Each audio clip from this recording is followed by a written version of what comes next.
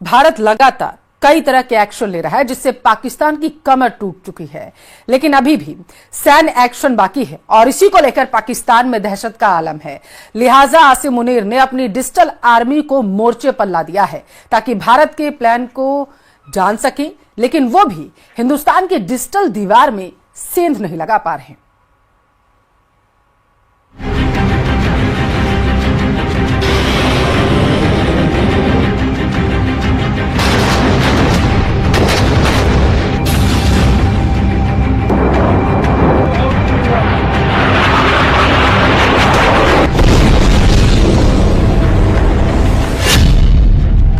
पाकिस्तान में surgical strike की दहशत।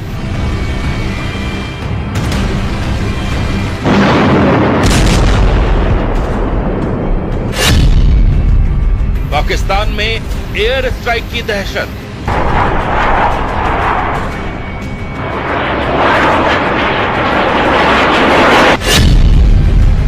भारत के अगले एक्शन का पाक में खौफ।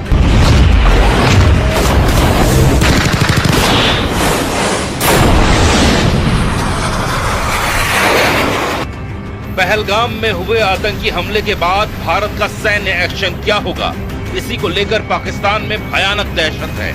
पाकिस्तान ने अपने इंटेलिजेंस को हाई अलर्ट पर रखा है, लेकिन हिंदुस्तान क्या करने वाला है ये पता कर पाना आतंकियों को तैयार करने वाले पाकिस्तानी खुफिया एजेंसी ISI के बूते के बाहर है।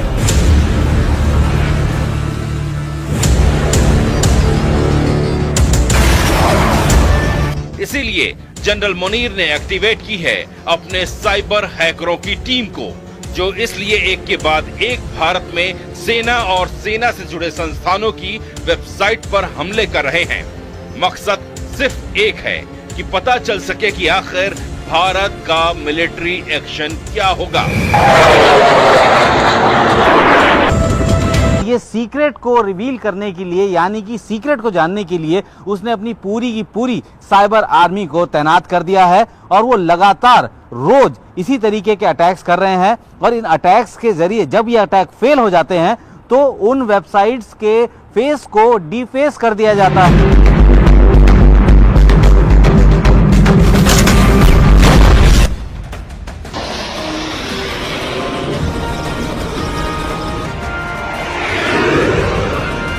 पहलगाम आतंकी हमले के बाद पाकिस्तान की साइबर फौज पूरी तरह से एक्टिव हो गई है, लेकिन भारतीय सेना की सिक्योर वेबसाइट्स में सेंधमारी की उनकी हर कोशिश नाकाम रही है।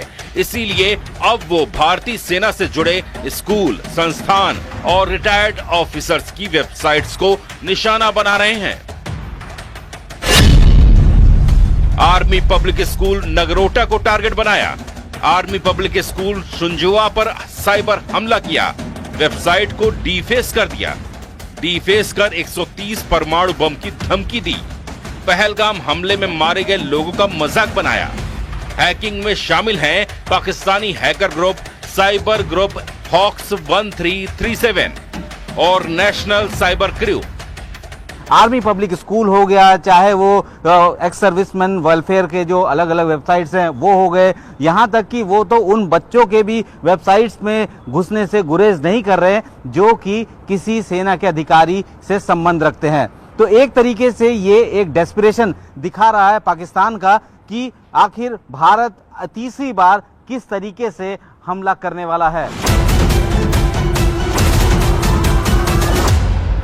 सिर्फ बीते एक हफ्ते में ही 5 से ज्यादा संस्थानों की वेबसाइट्स को डीफेस करने की नाकाम कोशिश की गई है, लेकिन हर बार भारत का साइबर डिफेंस मजबूती से खड़ा रहा। Army institute of hotel management को निशाना बनाया गया। IAF veteran website, IAF placement cell, Indian army housing society, APS Ranikhet, APS Srinagar. मतलब पाकिस्तानी हैकर्स अब उन वेबसाइट्स को भी नहीं छोड़ रहे जो सिर्फ स्कूल और वेटरन्स की हैं। ये साबित करता है कि उनके पास भारतीय सेना की मुख्य वेबसाइट तक पहुंचने का कोई रास्ता नहीं मिल रहा है और वो सिर्फ और सिर्फ सॉफ्ट टारगेट्स को निशाना बना रहे हैं। मकसद क्या है कि ये जानना कि भारत का अगला सैन्य एक्शन क्या होगा।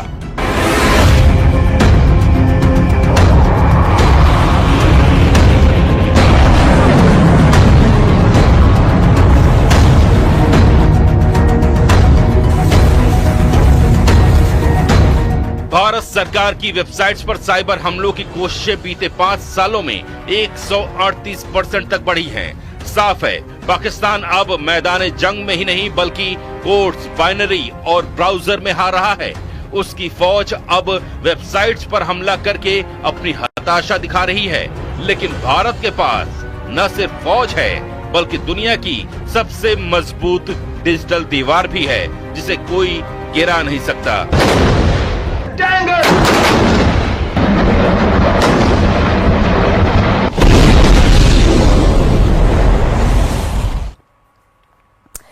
अब आप समझिए कि पाकिस्तान में ऐसी है तौबा मची है कि आर्मी चीफ को अपने सबसे बड़े दुश्मन और पाकिस्तान के पूर्व प्रधानमंत्री इमरान खान के सामने मदद के लिए गिड़गिड़ाना पड़ रहा है। खुफिया सूत्रों से मिली जानकारी के मुताबिक आसिम मुनीर ने जेल में बंद इमरान खान से मौजूदा हालातों में मदद की गुहार लगाई है। समझिए रिपोर्ट में आप।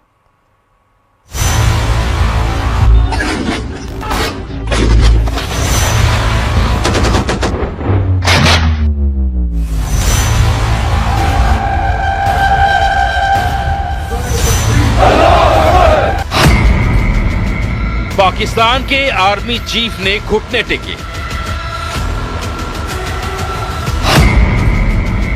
भारत का डर ऐसा लगे मांगने भीख। इमरान के आगे कटोरा लेकर पहुंचे मुनीर। भले ही जनरल आसिम मुनीर अपनी फौज के साथ युद्धाभ्यास करके टैंक पर चढ़कर उसका वीडियो बनाकर दुनिया को दिखाते हैं कि वो कमजोर नहीं पड़े हैं, लेकिन असलियत ये है कि पाकिस्तानी आर्मी के चीफ को खौफ है कि अगर जंग छिड़ गई तो मुकाबला कैसे करेंगे।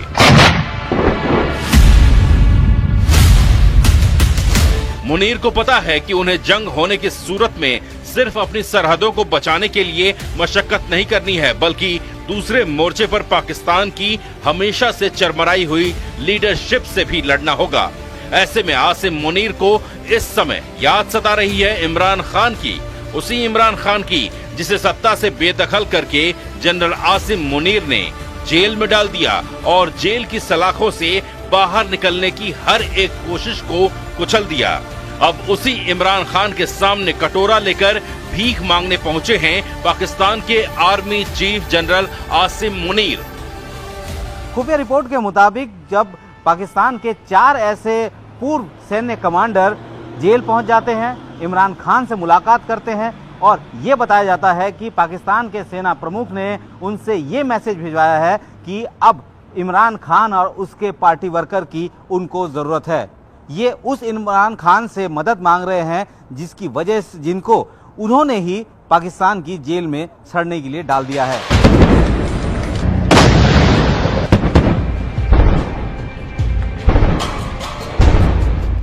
पाकिस्तान के पूर्व प्रधानमंत्री इमरान खान और जनरल आसिम मुनीर की दुश्मनी जग जाहिर है। 2019 में जब इमरान ने आसिम मुनीर को डीजी ISI की पद से कार्यकाल खत्म होने से पहले हटा दिया, तब से ये रंजिश खुलकर सामने आ गई थी।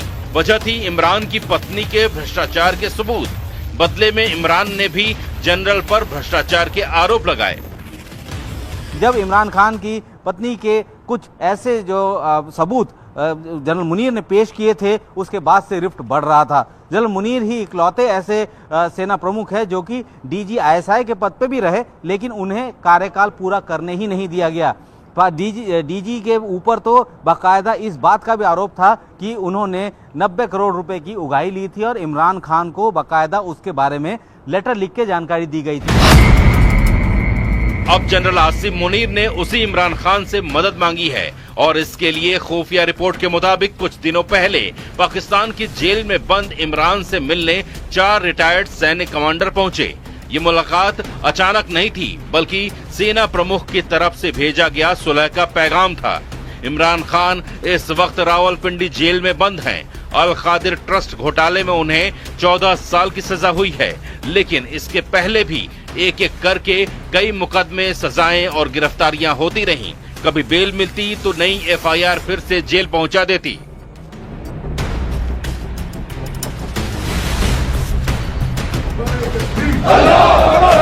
अब सवाल है कि आखिर पाकिस्तानी आर्मी के चीफ को इमरान खान की ऐसी क्या जरूरत पड़ गई कि उनके आगे कटोरा फैलाना पड़ा।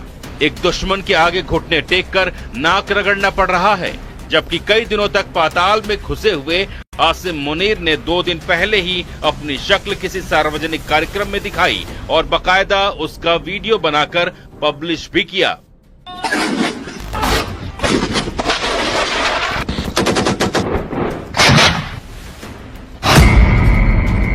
आसिम मुनीर ने इमरान की लोकप्रियता देखी है, कैसे उसके लिए जान देने के लिए लाखों की संख्या में लोग सड़कों पर उतर आए थे और 9 मई 2023 को तो इमरान समर्थक रावलपिंडी में जीएचक्यू तक पहुंच गए। लाहौर में कोर कमांडर के घर में आगजनी और तोड़फोड़ भी की। आसिम मुनीर को यही ताकत चाहिए, इमरान की लोकप्रियता की ताकत, जिससे अवाम में भरोसा कायम कर सके कि पाकिस्तान भारत से लड़ सकता है और साथ ही इस्लामाबाद में राजनीतिक तौर पर अभी की सरकार से ज्यादा अच्छी पकड़ बन सके। इमरान खान की पार्टी है, उसका कहर उन्होंने देखा है कि किस तरीके से पीटीआई समर्थक सेना के मुख्यालय में घुस गए, तोड़फोड़ कर दी। अब पाकिस्तान के सेना प्रमुख चाहते हैं कि उनकी ताकत यानी कि इमरान खान के सपोर्टर्स उनके साथ आएं और इस वक्त जिस हालात में पाकिस्तान है यानी डर के माहौल में पाकिस्तान है, उनको थोड़ी सी ऑक्सीजन मिले ताकि वो इंटरनल पॉलिटिक्स को दूर रख के अब भारत के हमले का जवाब कैसे दे उसके लिए तैयार हो सके।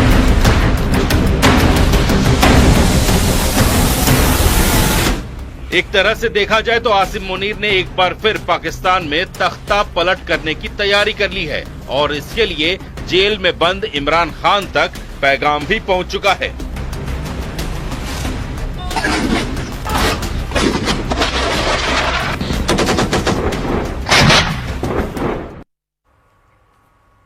देश की सरहदों को अब सिर्फ बम और बंदूक से नहीं बल्कि एक्सप्रेसवे से भी सुरक्षा मिलेगी, क्योंकि पहली बार भारतीय वायुसेना के फाइटर जेट्स ने रात के अंधेरे में हाईवे को रनवे बना दिया। यूपी के शाहजहांपुर में गंगा एक्सप्रेसवे पर शुक्रवार रात 9 बजे जो हुआ वो देश की सैन्य रणनीति पर एक नया इतिहास छोड़ गया है। MiG-29, राफेल, सुखोई और जगवार जैसे लगभग 14 लड़ाकू विमानों ने लैंड एंड गो ड्रिल की है। 2 घंटे तक भारत के आसमान में रात के अंधेरे में लड़ाकू विमान गरजते रहे। ये सिर्फ एक अभ्यास नहीं था, ये दुश्मन को एक सीधा संदेश है कि भारत दिन के साथ साथ रात के अंधेरे में भी वार कर सकता है।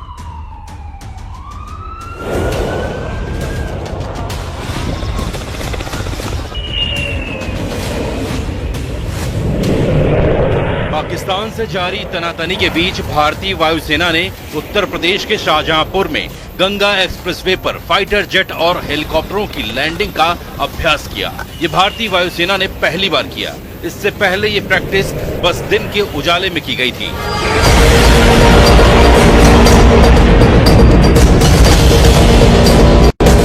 लेकिन गंगा एक्सप्रेसवे पर बनाई गई एयर स्ट्रिप को खास तौर पर रात में विमानों की लैंडिंग के लिए तैयार किया जाना था और भारतीय वायुसेना ने रात में वहां विमानों का टच डाउन करवाकर अपनी उस तैयारी को परखा, जिससे पाकिस्तान की सेना की सांसें अटक गईं। रात के अंधेरे में बादलों को चीरते हुए सुखोई और मिराज जैसे लड़ाकू विमान गंगा एक्सप्रेसवे की तरफ उतरते नजर आए। मतलब ठीक वैसा ही नजारा जैसा दिन में था। दिन में भी इसी गंगा एक्सप्रेसवे पर बनी एयर स्ट्रिप पर एक के बाद एक लड़ाकू विमानों ने टच डाउन किया था।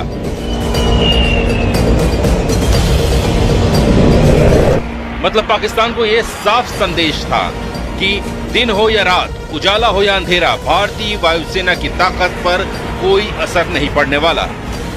मैं आपको तस्वीरें दिखाऊं तो सुखोई विमान को यहाँ पर आप देख पा रहे हैं। सुखोई विमान लगातार सुखोई विमान की गर्जना है। शाहजहांपुर से गुजरने वाले गंगा एक्सप्रेसवे पर करीब 3.5 किलोमीटर की एयर स्ट्रिप तैयार की गई है। मतलब एक्सप्रेसवे पर एक ऐसी पट्टी बनाई गई है जिस पर लड़ाकू विमान समेत बड़े हवाई जहाज उड़ान भी भर सकेंगे और लैंड भी कर सकेंगे। इसी की प्रैक्टिस की गई।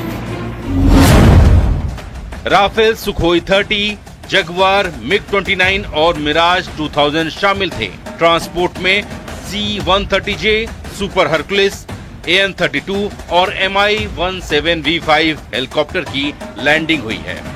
एक्सप्रेसवे पर राफाल और सुखोई जैसे विमानों का टचडाउन करवाकर भारतीय वायुसेना ने अपनी ताकत साबित कर दी। इससे पाकिस्तान को सीधा संदेश देने की कोशिश की गई कि अगर जंग की नौबत आई तो भारतीय वायुसेना के विमान किसी भी शहर से उड़कर उसका काम तमाम कर सकते हैं।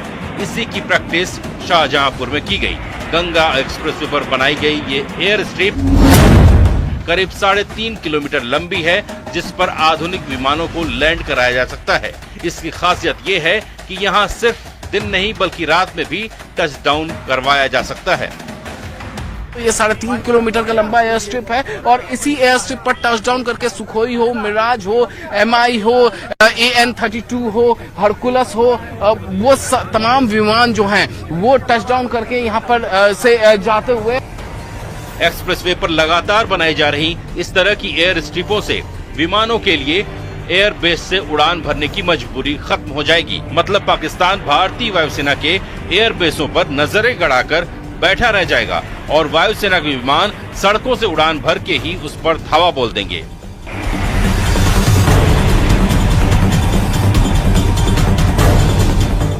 भारत के पास ऐसी सिर्फ एक एयर स्ट्रिप नहीं है, बल्कि भारत ने ऐसे कई एक्सप्रेसवे तैयार कर रखे हैं जिन पर विमानों की लैंडिंग कराई जा सकती है और एक्सप्रेसवे का ये जाल भारत के कई राज्यों में फैला हुआ है।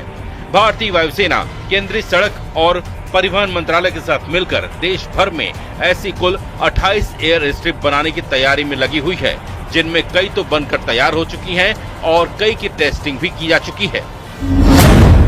इनमें अकेले उत्तर प्रदेश में ही 4 एक्सप्रेसवे पर एयर स्ट्रिप बनाई जा चुकी हैं। वहीं चीन के खतरे को देखते हुए असम में भी 5 एयर स्ट्रिप बनाई जा रही हैं। यूपी के अलावा राजस्थान और ओडिशा में भी एक एयर स्ट्रिप की टेस्टिंग की जा चुकी है। एयर स्ट्रिप का महत्व इमरजेंसी या युद्ध काल के दौरान भारतीय वायुसेना के लिए वैकल्पिक रनवे स्थापित करके भारत की रक्षा तत्परता को मजबूत करना है।